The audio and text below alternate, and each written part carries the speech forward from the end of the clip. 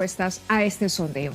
Dicho esto, iniciamos el programa para conversar con la doctora Luz Pacheco, presidenta del Tribunal Constitucional. A ver, pongámonos en contexto. El Tribunal Constitucional ha aplicado la Ley 32107 que prescribe los delitos de lesa humanidad y con esto Daniel Urresti, bajo la lectura y el análisis de esa norma, saldrá en libertad en las próximas horas. Urresti estaba cumpliendo una sentencia de 12 años de prisión por el asesinato del periodista Hugo Bustíos en 1988.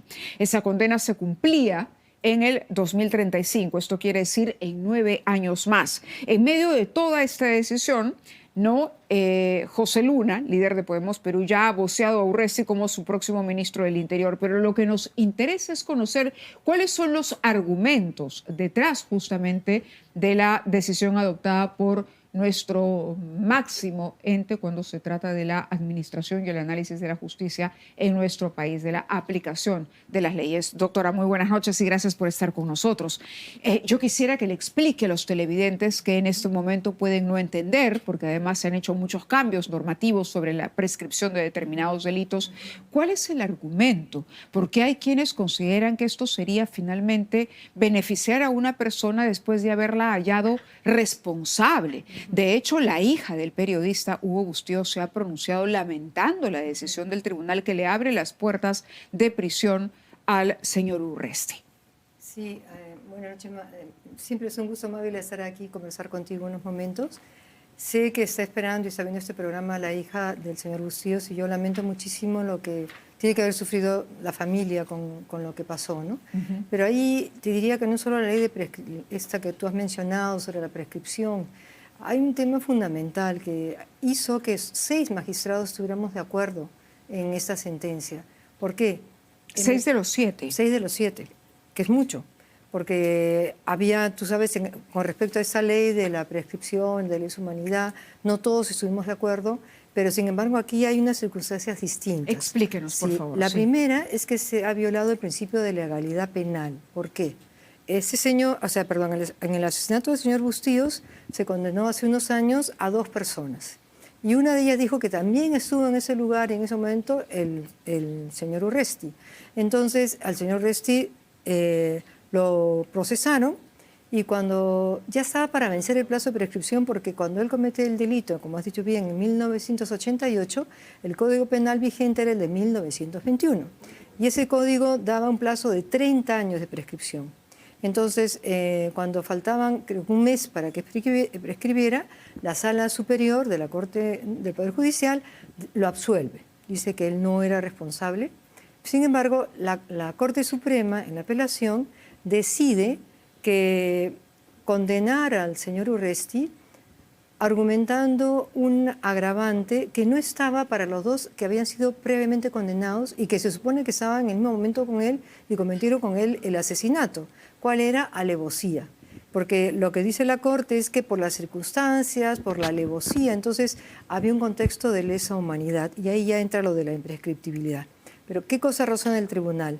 Señores, ¿cómo pueden ustedes aplicar la alevosía, que es propia del Código de 1991, para un hecho que ha sido producido en 1988, donde el Código de 1921 no tenía esta figura?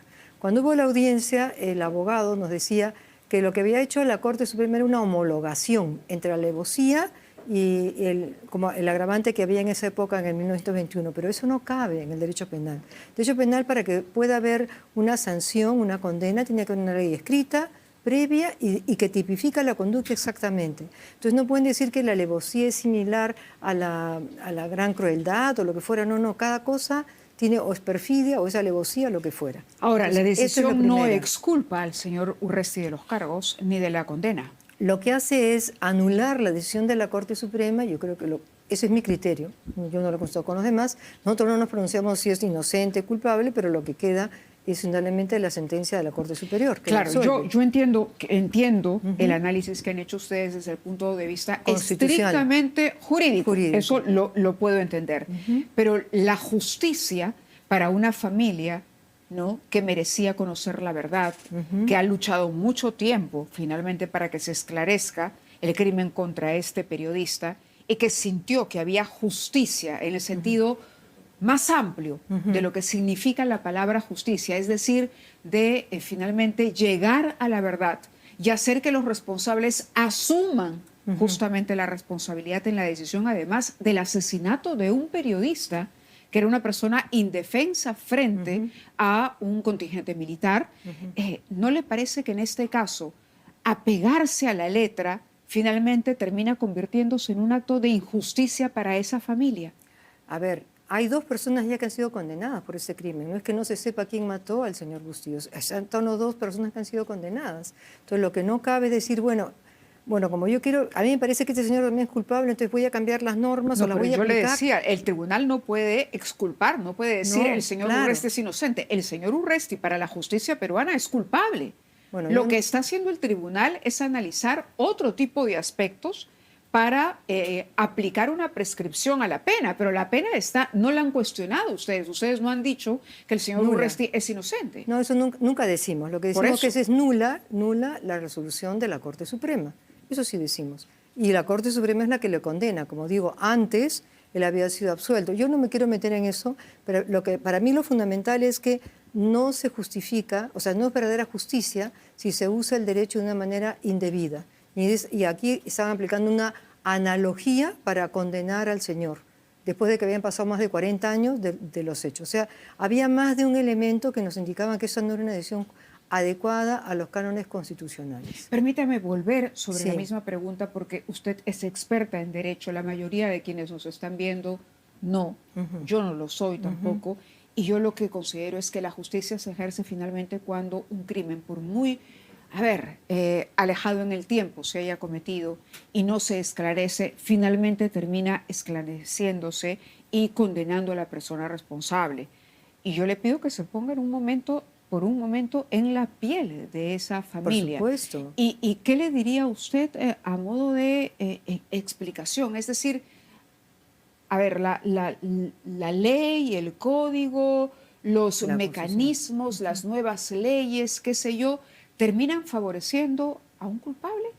Es que yo no puedo decir que el señor Urresti sea culpable, porque como le estoy explicando... Pero tampoco puede decir que sea inocente. Yo no puedo decir nada al respecto. Lo que nosotros hemos afirmado es que la condena que impuso la Corte Suprema no estaba basada en los cánones previstos en la Constitución, que es la tipicidad, y porque además habían pasado más de 40 años... Fue un tema procesal, diría usted. No, pero ya es sustantivo. O sea, si a una persona, son 3 personas que cometen un asesinato, a 2 le dicen que el agravante por decir es la alevosía y a uno le dicen no, para ti fue la perfidia, una alevosía y otra perfidia, pues no son lo mismo, tienen un significado diferente. Entonces lo que no cabe es que por un lado aplique un agravante de un código que no estaba vigente cuando se cometieron los hechos, para uno, para el último, y a los otros le dan otro tipo de pena. En los hechos, la Corte Suprema ha considerado que Urresti ordenó el asesinato. Mira, yo lo que entiendo es que dijo, este señor, lo que nos explicaron también estaba en el expediente, a este señor lo acusaron de haber cometido un asesinato con crueldad, me parece. Pero cuando llega el momento de la condena, en la condena le dicen que es otro el agravante, que es la alevosía.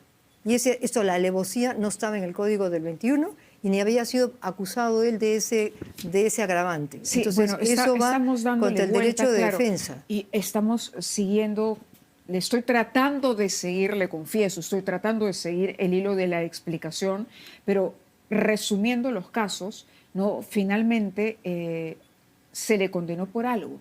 Se le condenó por algo. ¿Usted cree que se le condenó injustamente al señor Urresti? Cuando el Estado aplica normas que no son las que corresponden, por supuesto que es injusto. O sea, no puede ser. O sea, como he dicho antes, para que a ti te condenen, tiene que ser una ley escrita, anterior y tipificada la conducta. Pero entonces lo que está diciendo es que Urresti es inocente. Yo no puedo, o sea, el tribunal no ha dicho eso. Lo que el tribunal ha dicho, no te pueden condenar. Pero bajo su lógica y el análisis, entonces usted diría, no correspondía a una condena. Según los argumentos que han sido expuestos por la Corte Suprema. ¿El Tribunal Constitucional está enmendando la plana entonces a la Corte Suprema? Por supuesto, se le está diciendo, señor, usted no puede hacer una analogía, es decir, hemos homologado la figura del Código del 21 al del 1991. Eso no se admite en un Estado democrático. O sea, el ciudadano no puede pagar, ni la familia, ni nadie, la incompetencia que pueda haber tenido el Estado en un momento determinado. Puede ser jueces muy, no sé, muy meritorios, pero a nuestro criterio... ¿Y qué hay con hicieron los más. nuevos testimonios y las nuevas evidencias que finalmente sirvieron para que la Corte Suprema, porque la Corte Suprema tampoco es que inventó la responsabilidad de Urresti? Claro, nosotros no entramos a ese nivel de pruebas, si hizo, no. Estamos viendo cuestiones de puro derecho. Eso es lo único que tiene que ver el Tribunal Constitucional. Yo lo siento mucho, como te digo, por la familia, especialmente por la hija, que además fue a la audiencia, y entiendo que si ella cree que el señor es culpable y ve que nosotros decimos, señor, Así aquí es. ha sido mal condenado... Está en todo el derecho de reclamar y de lamentar. Ella ha dicho, ha lamentado que él vaya a salir en libertad gracias a la sentencia del TC, un fallo a favor, ¿no?, justamente del exministro del Interior, que fue condenado por el asesinato de su padre. Por eso le decía yo, póngase en el lugar de la familia. Sí, me pongo, claro. El asesinato de un padre marca a una familia, es una huella, la familia persevera, ¿no? No ha sido un caso sencillo, ha sido un caso que ha tomado mucho tiempo para su esclarecimiento. Y finalmente, cuando la familia cree, aunque sea que tardíamente se ha hecho justicia, el tribunal, por un tema de aplicar código, ley vigente o lo que fuera, procesal, en la práctica, ¿me entiende? Es que la sensación que puede quedar en la ciudadanía es que a veces las leyes no terminan haciendo justicia. No sé si me explico, que a veces es tan confuso el código que uno dice, caramba, ¿cómo es posible que las leyes, en este caso, favorezcan a alguien a quien se le ha encontrado responsable? Bueno, a ver, si tú estuvieras en el lugar de alguien que le están acusando de un delito y te juzgan, tú te defiendes durante 10 años de un delito determinado y a la hora que te condenan por otro, tú dirías, eso no es razonable. Entonces yo te comprendo y comprendo a la familia, sé que después va a intervenir la hija, y yo lo siento mucho por ella, pero que sepa que ya hay 2 personas que sí están en la cárcel por ese asesinato. De acuerdo, pasemos a otro tema. Sí. Yo quisiera preguntarle sobre un comentario que hacía al inicio del programa sobre el indulto al señor Pedro Castillo. Al presidente de la República lo ha zanjado, por lo menos en este momento ha sido zanjado el tema a través de un comunicado de Palacio de Gobierno. Pero si no lo hubiera zanjado, ¿tenía la atribución el presidente Balcázar de indultar a Pedro Castillo? ¿Era constitucional ese indulto? A ver, no me extrañaría que pudiera llegar eso al Tribunal Constitucional, pero a ver, lo que sí, ayer es que se ha publicado el reglamento justamente de indultos y ¿cómo será? Medidas de gracia que pueda dar, ¿no?, el presidente. Yo la verdad que no me he dado tiempo a leerlo porque teníamos... Algunos juristas dicen que no supone mayor cambio. Sí, claro, pero claro, no, yo no lo he leído, pero lo que sí entiendo es que esa persona está siendo procesada en este momento. Entonces hablaban de una medida de gracia a lo mejor, pero no de un indulto. Bueno, yo creo que lo que ha dicho el presidente, y me parece muy sano para el país, es que él se va a enfocar en 3 temas: la estabilidad económica, la seguridad ciudadana y elecciones limpias y transparentes. Creo que eso es muy importante para que uno enfrente lo que viene por delante con la certeza de que habrá en el futuro pues un presidente que hemos elegido y unos representantes que realmente lleguen a lo que corresponde. La pregunta directa es si usted cree que hubiera sido constitucional que el gobierno de Balcázar le otorgara el indulto. Mire, el señor Ayala tiene un montón de acciones de amparo que ha patrocinado por el señor Castillo. A lo mejor presenta uno diciendo que por qué el señor Balcázar no le está dando el indulto. Yo prefiero no opinar. ¿No tiene una opinión formada sobre la constitucionalidad de esta figura cuando hay un proceso en marcha? Una apelación. En la mañana conversábamos con el doctor, con un penalista, Julio Rodríguez. Perdóneme que se me fue el nombre. Julio Rodríguez decía que está claro que el indulto no se puede otorgar a alguien que además ha apelado. Por eso digo, está en proceso. Claro, está en proceso.